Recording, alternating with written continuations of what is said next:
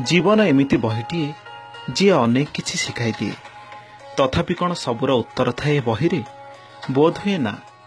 कविंक भाषारे सतरे जीवन रे अनेक प्रश्न सेमिति प्रश्न होई रही जाए, मिले ना उत्तर, न मिले उत्तर। तथापि जीवन सुंदर ही सुंदर।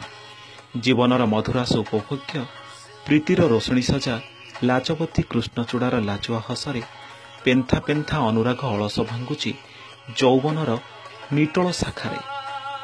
अलिकरे मधुरस महोत्सव निदाखर खराताती निरला लग्नरे। जीवन रे जाहाकु जाहाकु भेटे सेठारु किछि किछि शिखिबाकु मिली जाए। विस्तारित हेबा हेउ बा मतुआला हेबा जह्न आकाश, तारा पवन और रातिर रजनीगंधा शिखई दियंती। बसंत भी हाथ फूलर पसरा धरी ठिया होइथाए।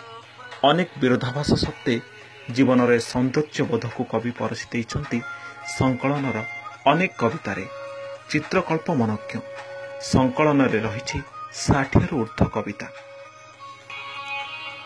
शब्द श्रृंगार कवयत्री चिन्मयी महांती। प्रकाशक इवेंट्स पब्लिकेशन, VSS नगर, भुवनेश्वर। यार मूल्य रही मात्र 80 टंका एवं पृष्ठा रही 104।